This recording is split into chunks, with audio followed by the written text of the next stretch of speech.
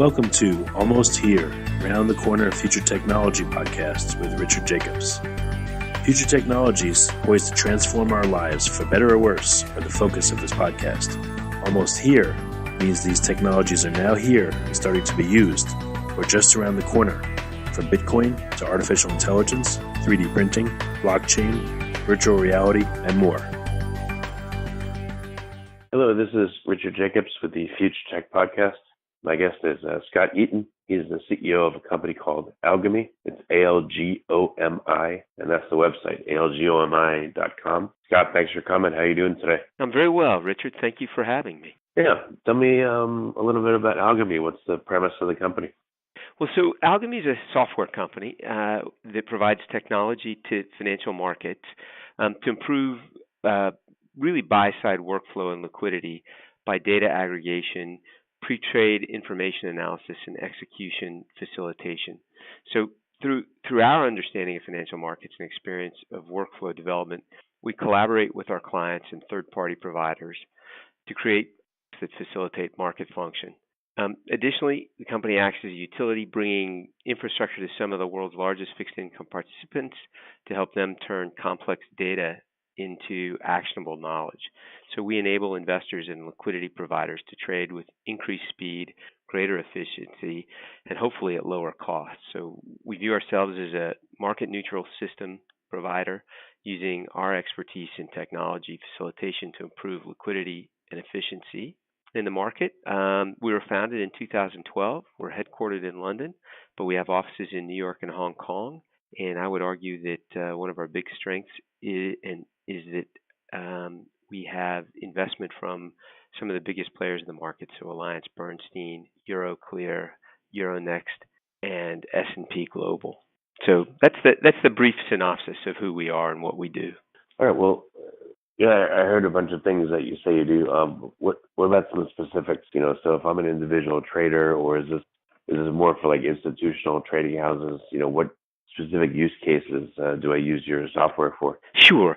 In fact, it really, I guess maybe the best way to describe it is how we started and then where we are today. So we started really in 2012 with a pretty novel concept, which was that there was a bunch of actionable information which was occurring on bank trading floors, fixed income trading floors at large sell-side institutions, but that a bunch of that information wasn't being captured and wasn't really being made actionable by the traders and salespeople on those large sell-side firms. So it was also intended to address the fact that those banks needed to turn over their balance sheets much quicker in the days post-financial crisis. So the first product we came up with was something called Synchronicity, and it was really about trying to capture that information, make it easy to put into a database, and then tie that database to the existing positions that bank held on its trading books. It was a great idea. It was sold on a subscription basis to a bunch of sell-side banks. However, what was discovered was that some of that information wasn't being captured because it required workflow changes and behavior modifications by a bunch of fixed income salespeople. And having spent most of my life on a fixed income trading floor, I can tell you that nobody changes easily. So we then tried to address some of that by creating another product, which was more for the buy side, called Honeycomb. And that was really designed to try to share some of the information which was occurring at the buy side, and in essence create a heat map together with the Synchronicity sell-side product, which would point buy-side execution traders in the right direction as to where a bank might be active in a particular bond. The interesting thing about that was the concept was fabulous. The execution turned out to be a little bit difficult because it required a bunch of reliance on other parties, and that just isn't a particularly good way to go about growing a business. But the technology was sound and the concept was sound. So we then moved to the current iteration of Algomi, and it's a product which we bought from AllianceBernstein called Alpha. And Alpha is a data aggregation tool for a buy-side execution trader, first and foremost, and it enables them to see liquidity where it occurs in the bond market. So a really simple example is most buy-side traders at large firms have a bunch of different data sources for prices of bonds. So they get prices on their Bloomberg. They get prices direct from their various dealer banks. They may get it by subscribing to some of the trading platforms, so Market Access or TradeWeb. The problem is that you can't view all those different sources at the same time.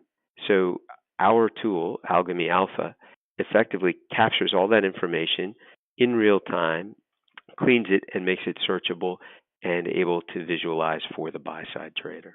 Oh, so as a trader, you can apply filters, and then you don't have to look at just what happens to be on a given terminal. You can aggregate data from, like, I don't know, 5 different terminals, filter it, and only display what you want for certain markets, and then get a better picture. Is that how it works? That's exactly right. And in fact, it's really easy to filter because the way the workflow works for most buy-side traders is that the portfolio manager will go through a bunch of choices. They'll build a portfolio or a series of orders, and then they will feed those down into their order management system, or OMS. And it's there that the execution traders will pull that information up into their screens and then decide how to action it. And what Algomi Alpha does is it dovetails neatly with the OMS, sucks in those actionable orders from the OMS, and it's with that you're then able to click and filter accordingly. And so it is exactly as you say. It makes it simple for the execution trader to view all those different price feeds in one spot and be able to then say, okay, if I need a 5-year BMW bond, I can click on that bond, and now I see it on Market Access, TradeWeb, LiquidNet, Bloomberg, and Neptune, and as examples. And therefore, they can find out the best price and then go and try to trade it at that spot where they're, on that platform where they see the price occurring. Yeah, that sounds a lot more efficient. The weird thing is, why would a bank not do everything it could to expose all of its bonds to the market to max out its liquidity and not have assets sitting there that are not being bought and sold and used? I can see on the trader side this is a huge help, but why would there be any resistance to banks wanting you to look in all their closets and get everything out of there and onto the market? Well, it's interesting because, in fact, I think the banks are looking for efficient ways to expose their positions to their key buy-side accounts. And the way they do it at the moment is typically one of 3 things. Either do it via a product called Neptune, so they'll feed in what are referred to as axes, or real cares that they have, positions that they want to unload, or the shorts they want to cover. So they will show those through something called Neptune. They will also probably publish similar interests to Bloomberg, because Bloomberg is the tool that most everybody uses as well, or they will send out information directly or pick up the phone and call. So the banks will want all of that information to show to their clients. What tends to happen increasingly is, as the buy side and the sell side have both become more technologically driven, a bunch of that interaction, which used to take place via telephone, is now taking place on electronic venues. And so it's critical that everybody still gets to see all this stuff, but that they can filter it accordingly.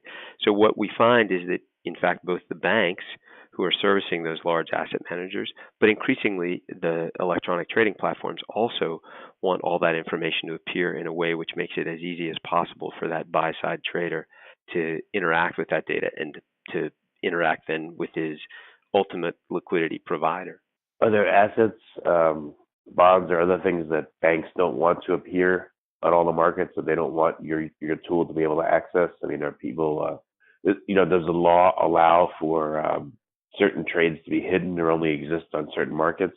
So generally, there is no particular problem with anybody hiding things. It does, as a tool, it tends to lend itself mostly to the liquid end of the market. So the basics of the bond market are that, unlike the equity markets, there's a lot of different issues. So as an example, I don't know, by last count, I'm going to guess that Apple Corporation had something, I'm going to guess 7 to 10 different bond issues outstanding. They only have one common share outstanding. Equities tend to trade on exchanges. It's a price you can see and you can trade at that price. Bonds don't tend to trade on exchanges and tend to trade very episodically.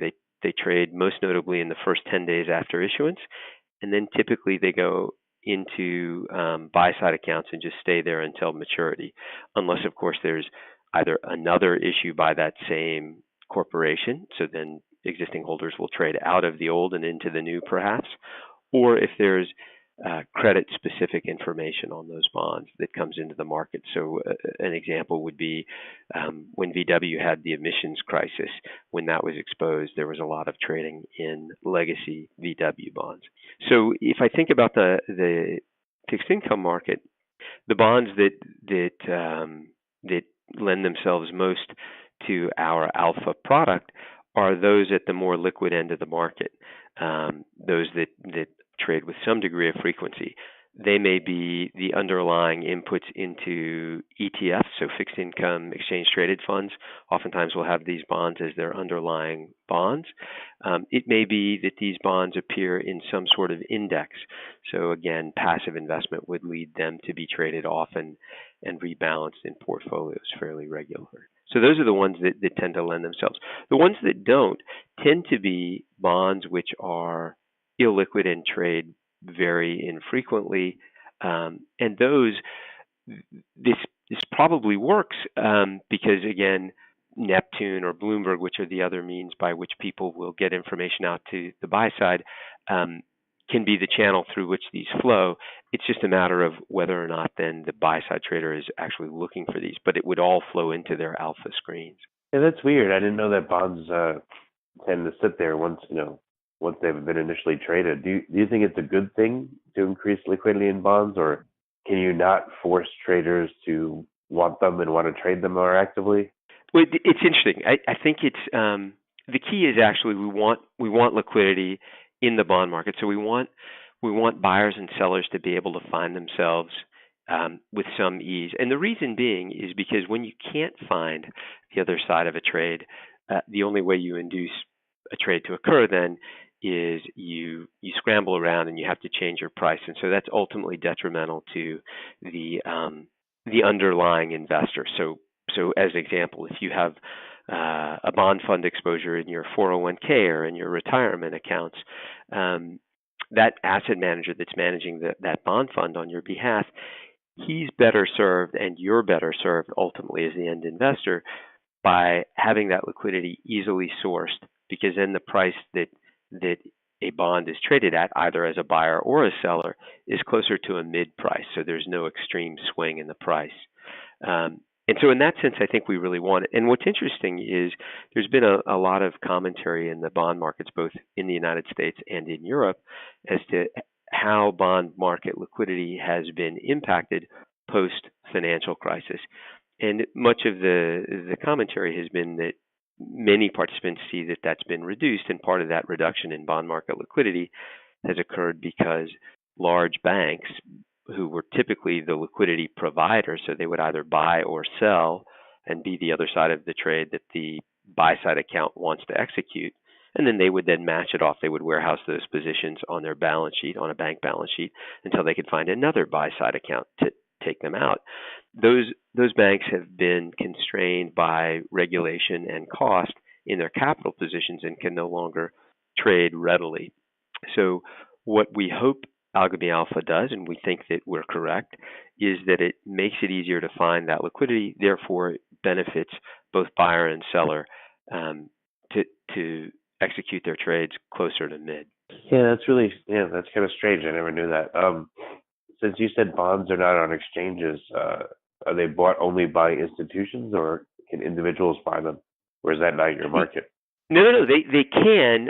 Individuals can buy bonds, but typically most of the bonds that we trade are large institutional bonds. They come in large sizes, typically $100,000 minimum purchase sizes. So they tend not to be bought directly by retail investors. Typically, retail investors where they do tend to play is in, certainly in the United States at least, is in the municipal bond market.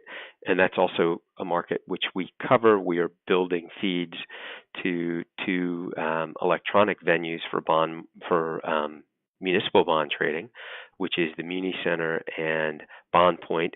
We don't have those connections yet, but that's something that we're looking to develop in the near future. Yeah, if bonds really only sell quickly when they're first issued, wouldn't that make at least the corporate side, wouldn't it make it more likely that they would issue as many bonds as they could, or issue new ones periodically instead of focusing on liquidity for the existing ones? Because the new and exciting, or the new and sexy, is what sells. Sure. No, that's a great question. And in fact, what you find is the largest corporate bond issuers in the market do tend to take an approach that's probably similar to that, is that they have a regular schedule of issuance and they try to issue with some degree of frequency. And they build what's referred to as a credit curve or a bond curve, which is, in other words, just simply having a bond that's due in 3 years, one that's due in 5 years, one that's due in 7, and one that's in 10, as an example. What tends to happen in the bond market as well, though, is that corporate treasurers or CFOs also tend to issue bonds to suit particular liquidity needs. So, I don't know, let's say company A is about to, build a big office building here in London, as an example. Maybe they need $50 million to do that. Maybe they'll issue a private placement of $50 million. Or maybe they are going to acquire another company and they need to fund, part of it will be in stock and part of it will be in cash. So the cash part, they'll need to borrow maybe $500 million. So they'll issue a bond in that. So that tends to be how corporates issue bonds, is they usually issue either according to a schedule or alternatively for discrete need. Yeah, this seems like, I don't know, it just seems like it would put companies into a bad decision-making framework, because, I mean, maybe I'm wrong, but if I was a company, I wouldn't want to issue long-term bonds. I would tend to issue really short-term, but that would impact the projects I can do and, having to pay them back.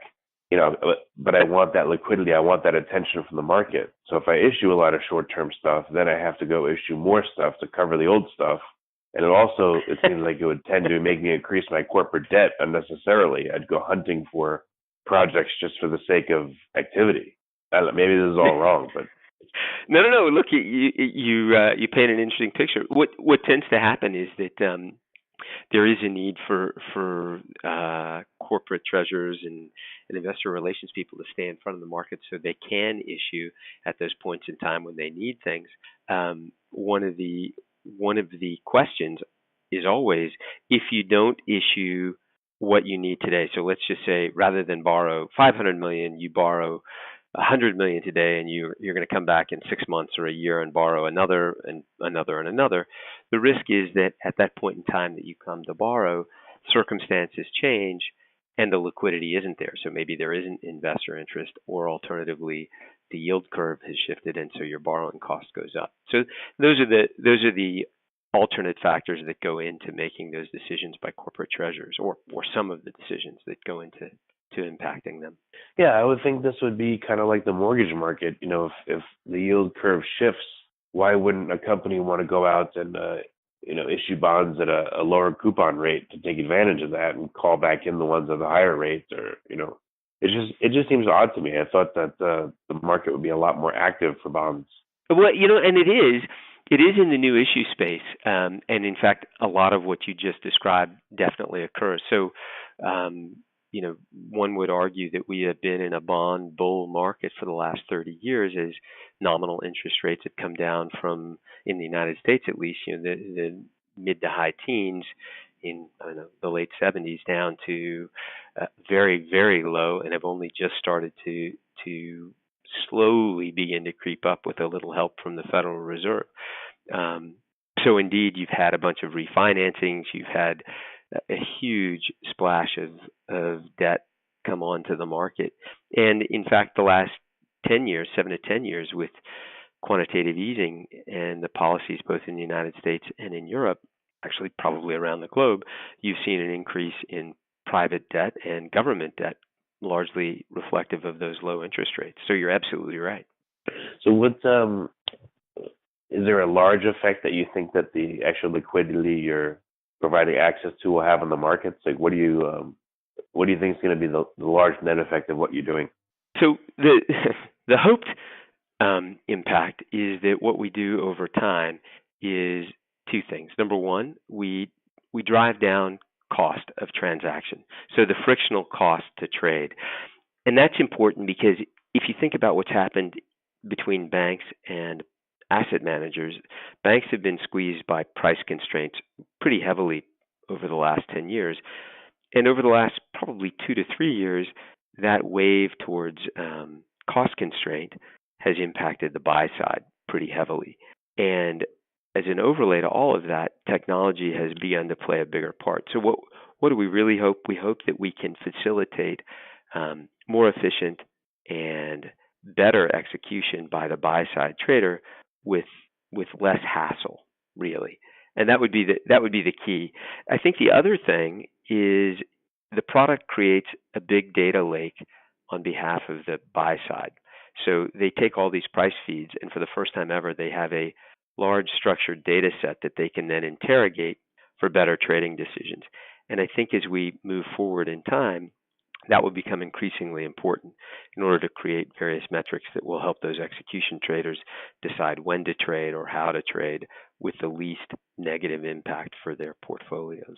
I don't know. I'm just thinking of all kinds of strange ideas, but is it even legal for you to have, let's say, like a suggestion feature? Like, I don't know, this week you're going to feature this part of the market just because you want to call attention to it.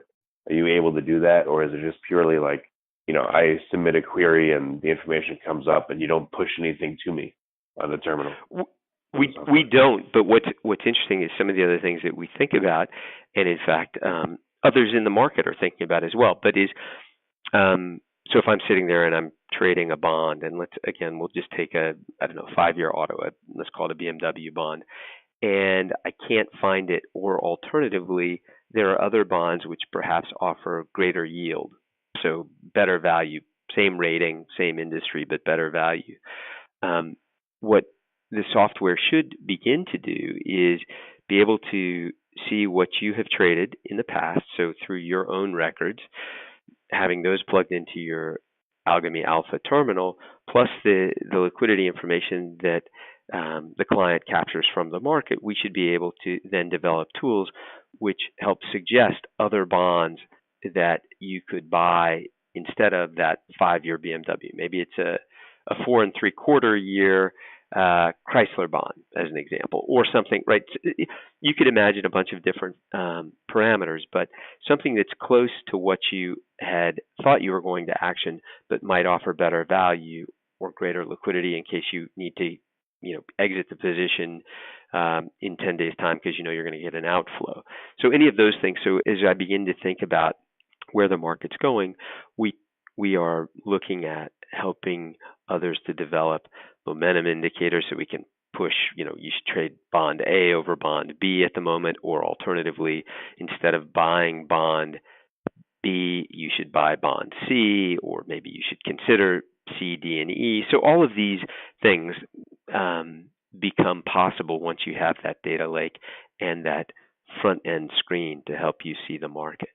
Yeah, I can see also your service being tied to news, where it would look at, let's say, keywords in the news, and let's say there is something going on in the auto market, new tariffs or whatever it is, and that brings up all the bonds associated with that market because there's going to be activity there.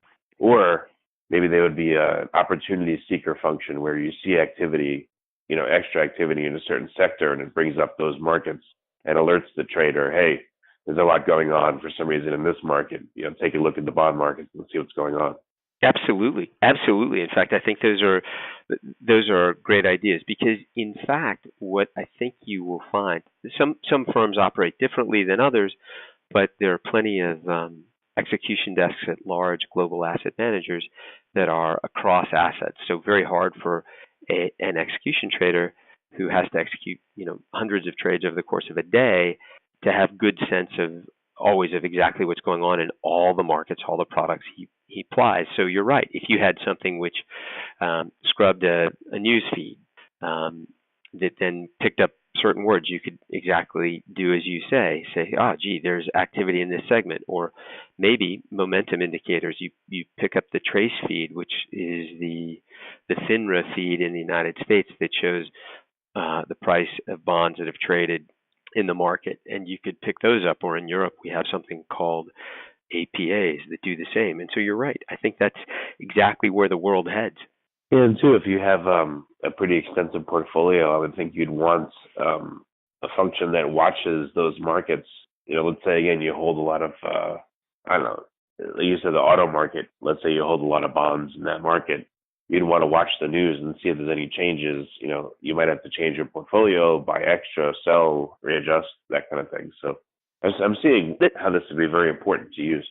Well, and it's interesting because that highlights another element of it, which I think is pretty exciting at the moment, at least from where I sit, which is, again, with technology becoming relatively inexpensive to develop.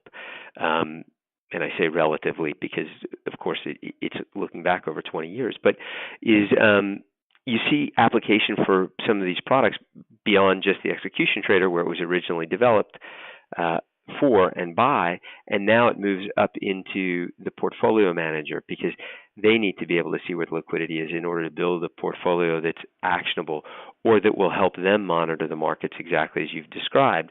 You could also see the tool having application via quantitative analysts, because now they have this big data set that they can interrogate and build various tools on the back of. Or you can see it being utilized by a compliance officer. So we have something in Europe, which I believe will ultimately come to the United States, called best execution.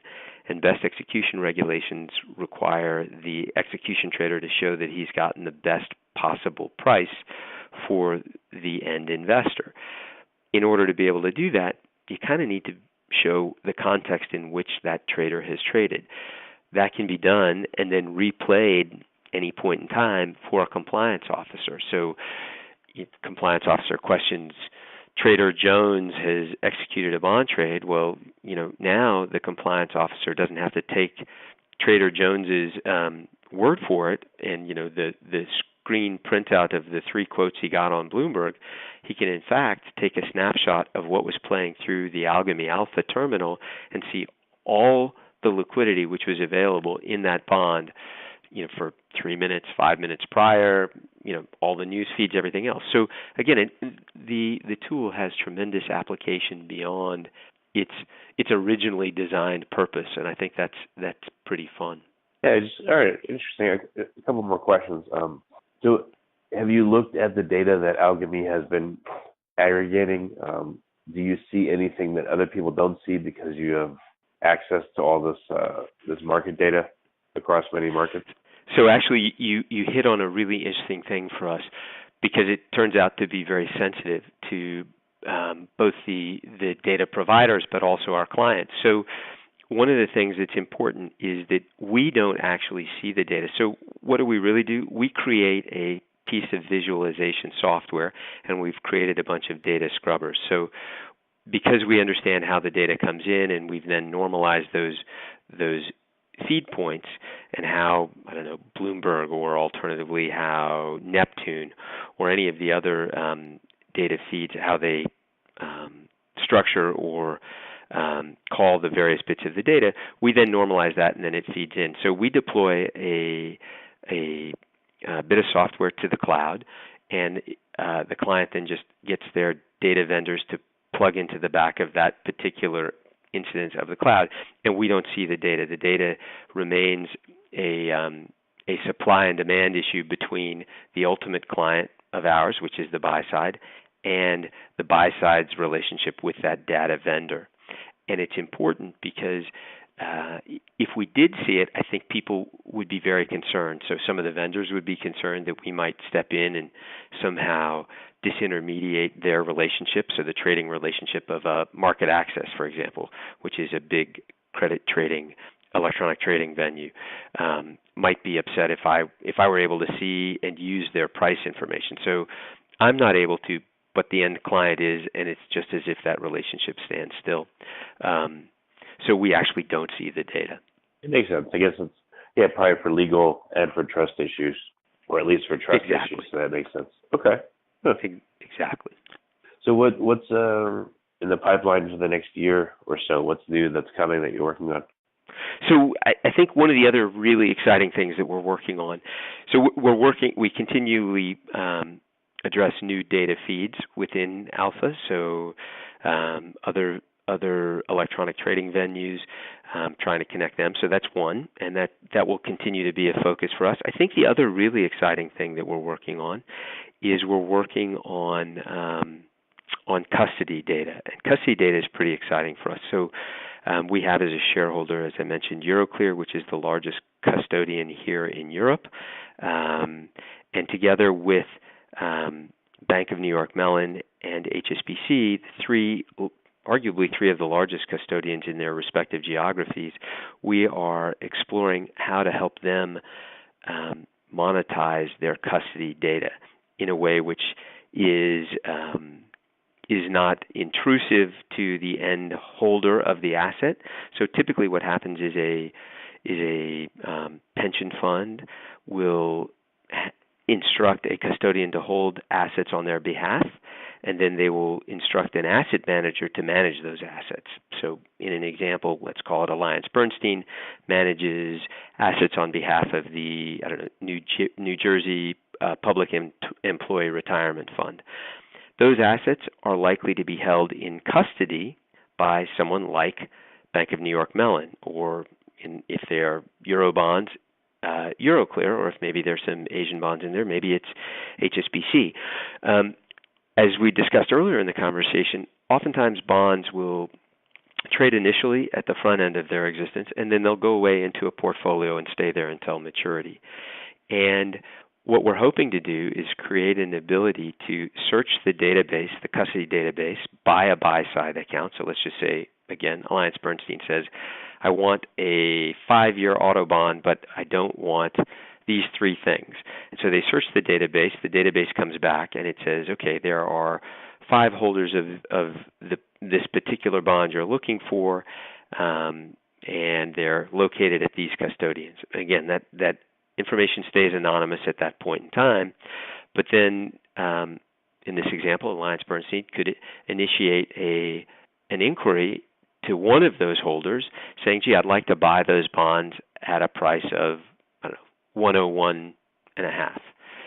That then would engage that account if they wanted to, and that account would then elect to operate through either HSBC or BONI to action those bonds. And so you would hopefully be able to generate a trade which might otherwise not occur because the original portfolio manager has either held on to the bonds, forgot they're in his portfolio, or alternatively never had reason to trade them because there was never a price available. And now, because we can link a potential buyer to that potential seller, we think that we can effectively unlock a bunch of latent liquidity in the bond market. That's at least the premise. So we're working with those three parties to do that. And then I think the other thing that we're excited about is working with another one of our shareholders, which is Euronext. They're a big European exchange operator, and they have an MTF, a multilateral trading facility in Europe that trades bonds. It's called Synapse, and we provided the core technology to that, and we're working with them to try to grow that network as well. So those are the big things in the future for us. Yeah, that's big. And I'm sure this would probably go to press release, but what's the potential amount of liquidity that could be unlocked by your system? That is the $64,000 question. So the stats that I think everybody likes to throw around is I think between those three custodians alone, Euroclear, BNY Mellon, and HSBC, I think I'm right in recalling that it's something on the order of $76 trillion of custody assets. Now, that crosses all assets, so that's equities, government bonds, corporate credit. I think it's probably, it wouldn't be too hard to think that the amount of liquidity that we could unlock would be I don't know, 20% of that number, 15% of that number. But either way, it's a large number if we get it right. At least that's our hope. Okay, well, very good.